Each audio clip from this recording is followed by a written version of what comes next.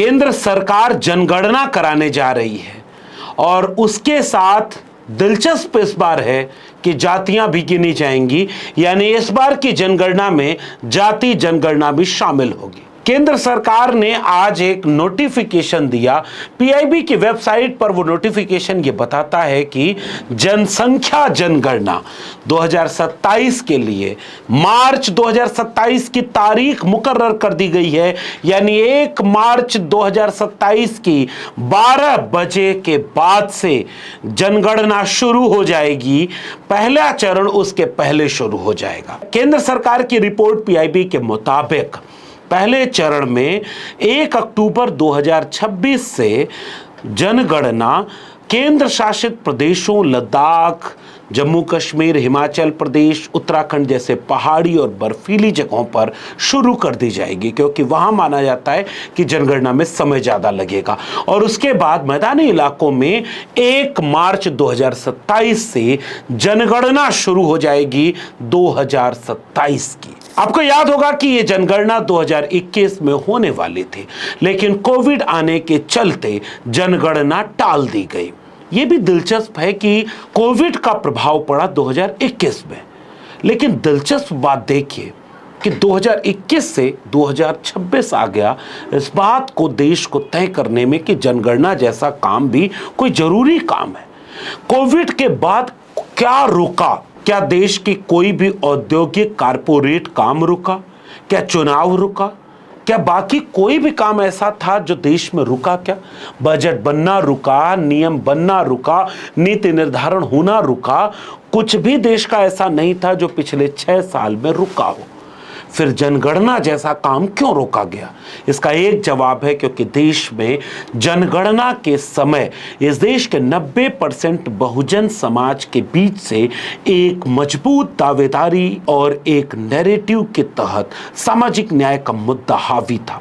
और वो मुद्दा ये कहता था कि बिना जाति जनगणना के देश में जनगणना का कोई बहुत ठोस मतलब नहीं निकलेगा। माना यह जा रहा था कि वर्तमान बीजेपी सरकार जाति जनगणना नहीं कराना चाहती, क्योंकि बीजेपी की पूरी राजनीति धार्मिक ध्रुवीकरण पर आधारित है। धर्म के नाम पर पहचान हो, धर्म के नाम पर एकजुट हो, धर्म के नाम पर वोट डालें और धर्म के नाम पर किसी दूसरे धर्म से लड़ने के लिए सड़क पर उतर जाएं। इस तरह के पूरे राजनीति का वर्तमान समय पीक पर अपने चरम पर पहुंच चुका है। आप अगर पिछले 5 साल का देश का सबसे ज्वलंत मुद्दे को उठाएंगे तो उसमें 5 में से 4 मुद्दे धर्म वाले मिल जाएंगे। और भारतीय जनता पार्टी नहीं चाहती थी कि जातियों को गिना जाए, क्योंकि जातियों को गिनने के बाद जाति जनगणना करेगी क्या? वो ये बताएगी कि कौन सी जाति कितनी तादाद में है। और जाति चूंकि भारत में है, विडंबना और विरोधाभास देखिए कि जाति मौजूद है।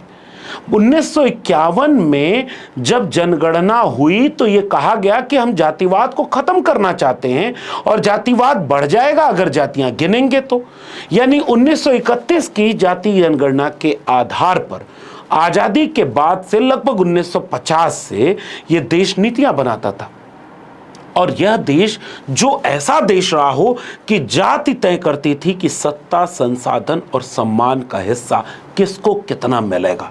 जाति तय करती थी कि शिक्षा किसको मिलेगी, किसको नहीं मिलेगी। जाति तय करती थी कि किसको रोजगार कौन सा मिलेगा, कौन सा काम पाबंद है, कौन सा शिक्षा पाबंदी है। शिक्षा, रोजगार जैसे मुद्दों पर पाबंदी लगा दी गई थी कि इस देश के बहुत बड़े समुदाय को इन चीजों से वंचित कर दिया जाए। संसाधन, जमीन का मालिकाना हक, ये सब जाति देख करके जिस देश में बंटा हो उस देश में यह माना गया था कि जातियां गिनेंगे नहीं तो बंटवारा खत्म हो जाएगा, गैर बराबरी खत्म हो जाएगी, जातिवाद खत्म हो जाएगा। इसलिए 1951 से जातिवाद को बढ़ावा न मिले, इसलिए जातियां गिनना बंद हो गई। हालांकि आपको यह बात जानकर आश्चर्य होगा कि एससी और एसटी की गिनती होती थी, क्योंकि उनका आरक्षण उनकी आबादी के मुताबिक था। अब यहाँ एक सवाल मैं एससी एसटी लोगों को छोड़ जाता हूँ कि जब आरक्षण आबादी के मुताबिक था तो 2011 की जनगणना में एससी और एसटी क्या 15% और 7.5% ही रहे? नहीं, वो 15 से बढ़ करके 16, 17, 18 तक जा रहे हैं और आदिवासी समुदाय की आबादी 7.5% से बढ़कर 8 से 9% होती चली गई है। फिर आरक्षण क्यों नहीं बढ़ा? अब इस बात को आदिवासी और दलित समाज के ऊपर छोड़ देते हैं। अब जरा ओबीसी समुदाय से बात करते हैं। ओबीसी समुदाय को तो पता ही नहीं। पहला कमीशन बना काका कालेलकर कमीशन, जो ये कहता था कि ओबीसी की गिनती हुए बिना हम ये जानकारी ही नहीं जुटा पाते कि पिछड़े कौन है, इसलिए जाति जनगणना होनी चाहिए। उसके बाद से एक लंबी फहरिस्त है जिस पर मैं फिर से कभी कोई किताब लिखूंगा जल्दी, और उसके बाद उसके साथ तमाम तथ्यों के साथ जवाब दूंगा। लेकिन फिलहाल केवल इतना कि 2 कमीशन ओबीसी के कल्याण के लिए बना और दोनों ने कहा कि जाति जनगणना होनी चाहिए। मंडल कमीशन तो बाकायदे सिफारिश करता है कि जातियों को गिनिए, बिना इसके आपके पास आंकड़े ही नहीं है तो आप नीतियां कैसे बनाएंगे? फिर भी जातियां नहीं गिनी जा रही थी। मंडल का दौर आया, देश में एक नया दौर चला, लेकिन उसके बाद भी जातियों को न गिना जाए इसलिए कमंडल का दौर शुरू हो गया और कमंडल का दौर जीतता चला गया और आज मंडल हाशिए पर पड़ा हुआ है। मंडल फिर से अपनी एकजुटता को बना रहा है और उसके जरिए पिछले कुछ वर्षों में, चाहे वो बिहार में नीतीश कुमार की सरकार हो या तेजस्वी यादव की सरकार हो या उत्तर प्रदेश में अखिलेश यादव विपक्ष के नेता हो, आदरणीय मायावती जी हो, आदरणीय अखिलेश यादव और मायावती जी दोनों के साथ उत्तर प्रदेश में ये मांग मजबूत होती रही। बिहार में समाजवादी लोगों ने इस मांग को और मजबूत किया। दक्षिण भारत में स्टालिन जैसी सरकारों के साथ लगातार ये मुद्दा केंद्र में रहा। लेकिन बीते दिनों कांग्रेस पार्टी में राहुल गांधी में एक अप्रत्याशित बदलाव जो देखने को मिला कि जो कांग्रेस एक जमाने में मंडल का विरोध कर चुकी थी, जो कांग्रेस 2010 में जब पूर्णकालिक एकजुटता थी संसद में कि बीजेपी भी कह रही थी कि 2011 में जाति जनगणना हो जाए और कांग्रेस ने गड़बड़ किया, उसी कांग्रेस के बड़े नेता राहुल गांधी ने इस बार जाति जनगणना का मुद्दा बनाया। 2024 का आम चुनाव जब सामने था तो पूरे देश में इंडिया गठबंधन की तरफ से जाति जनगणना एक बड़े मुद्दे के रूप में आया। उसी बीच में बिहार में जाति जनगणना हो गई और जो जाति जनगणना न होकर के जाति आधारित सर्वे था, जो एक नैरेटिव के लिहाज से दबाव बनाने में बीजेपी के कामयाब हो गया। बिहार में जाकर के अमित शाह क्रेडिट ले रहे थे कि ये जाति जनगणना हमारे रहते हुई है, और उसके बाद कर्नाटक, फिर तेलंगाना, इन 3 राज्यों में तो बाद में जाति जनगणना हो भी गई, सर्वे के मुताबिक हुई। लेकिन इस बार लगभग 100 साल बाद अब जनगणना के साथ जातियां गिनी जाएंगी। प्रेस इंफॉर्मेशन ब्यूरो की इस नोटिफिकेशन के जरिए यह बताता है भारत की जनगणना अधिनियम 1948 और जनगणना नियम 1990 के प्रावधानों के अनुसार होगी। आपको याद होगा कि साल 2011 में जब जनगणना हुई थी तो 2 चरणों में जनगणना हुई थी और दोनों चरणों को मिला करके 2011 में जनगणना जब पूरी हुई तो उसके कुछ आंकड़े 2013 में आए। आर्थिक और जातिगत सर्वे जो हुआ था उसके आंकड़े अलग से थे। सरकार बदल गई। अरुण जेटली जब फाइनेंस मिनिस्टर हुए थे तो उन्होंने आर्थिक आंकड़े तो जारी किए, लेकिन बीजेपी की सरकार ने जातिगत आंकड़े जारी ही नहीं किए। उन्होंने बताया कि उसमें 42 लाख से ज्यादा गलतियां थी, 7-8 लाख से ज्यादा जातियां हैं, लगभग 5,000 करोड़ रुपया जो सरकार का था, देश के टैक्स पेयर की मनी थी, वो बर्बाद हो गई। लेकिन इस बार फिर से 1948 के जनगणना एक्ट के मुताबिक अब इस देश में जनगणना होने जा रही है और लगभग 100 साल बाद जातियां भी गिनी जाएंगी। 2011 की जनगणना का अगर बात करें तो उसके कुछ प्रमुख कॉलम इस प्रकार थे, जैसे व्यक्ति का नाम, परिवार के मुखिया से संबंध, लिंग, धर्म, जन्मतिथि और आयु, वैवाहिक स्थिति, शादी के वक्त, उम्र, धर्म, संप्रदाय, अनुसूचित जाति या जनजाति, दिव्यांगता, मातृभाषा, भाषाओं का ज्ञान, साक्षरता की स्थिति, मौजूदा शैक्षणिक स्थिति, उच्चतम शिक्षा, बीते साल का रोजगार, आर्थिक गतिविधि की श्रेणी, रोजगार, उद्योग की प्रकृति, रोजगार और सेवाएं, श्रेणी, गैर आर्थिक गतिविधियां, कैसे रोजगार चाहते हैं, काम पर जाने का माध्यम, एक तरफ से दूरी, यात्रा का माध्यम, जन्म मूल स्थान पर हुआ या कहीं और, अगर मूल स्थान से है तो पलायन तो करके नहीं आए, पलायन भारत में ही किया या किस समय किया, पलायन के कारण क्या थे, कितने बच्चे हैं, बेटों की संख्या, बेटियों की संख्या, जन्म लेने वाले कितने बच्चे जीवित हैं, कितने बेटे बेटी, बीते 1 साल में कितने बच्चे पैदा हुए, पलायन के बाद कितने साल में नए स्थान पर हैं, पलायन से पूर्व का मूल, और इस तरह से करीब लगभग 2.5 दर्जन से ज्यादा कॉलम बने हुए थे। मांग ये हो रही थी कि उस कॉलम में साहब एक कॉलम जाति का बना दीजिए। बीच में ये सुनने को आया कि भारतीय जनता पार्टी ने जब पहली बार ऐलान किया, अश्विनी वैष्णव पिछली बार जब पुलवामा अटैक हुआ था, जब इस बात का इंतजार किया जा रहा था कि भारत सरकार क्या बड़ा करने वाली है, अचानक से पता चला कि कैबिनेट ने एक फैसला ले लिया कि हम अब बहुत जल्दी ही जनगणना कराएंगे और इस बार जाति जनगणना भी होगी। पूरा देश हतप्रभ। जितना आश्चर्य लोगों को सीज फायर से नहीं हुआ, उतना ज्यादा आश्चर्य तो इस बात से हुआ था कि वो बीजेपी जिसके प्रधानमंत्री बीते दिनों भाषण में ये कहते हुए थकते नहीं थे कि मेरे लिए तो केवल एक जाति है, गरीब और अमीर की जाति। ये लोग जातिवाद बढ़ा रहे हैं। ये अखिलेश यादव, ये तेजस्वी यादव, ये नीतीश कुमार, ये राहुल गांधी, ये सब जातिवादी लोग हैं। ये जातिवाद बढ़ा रहे हैं। और लेकिन उन्हीं की बीजेपी सरकार ने कहा कि इस बार जब जनगणना होगी तो उसमें जातियां भी गिनी जाएंगी। उसके बाद देश में आश्चर्य था। फिर लोगों को लगा कि ये बीजेपी क्या करेगी, कब तक जनगणना होगी। कोई नोटिफिकेशन नहीं आया, कोई उसका प्रेस नोट नहीं आया, कोई उसकी लिमिटेशन नहीं आई, कोई उसका खाका नहीं आया, कोई उसका बजट एलोकेशन नहीं है, उसका डेटा कब आएगा, कब उस डेटा से क्या इस्तेमाल किया जाएगा, इसका कोई सरकार ने जवाब नहीं दिया। इस बार जो नोटिफिकेशन आया है इसमें भी कोई साफ बात अभी कहीं नहीं दिख रही है। प्रेस इंफॉर्मेशन ब्यूरो की यह रिपोर्ट बताती है कि मार्च 2027 से जनगणना शुरू हो जाएगी।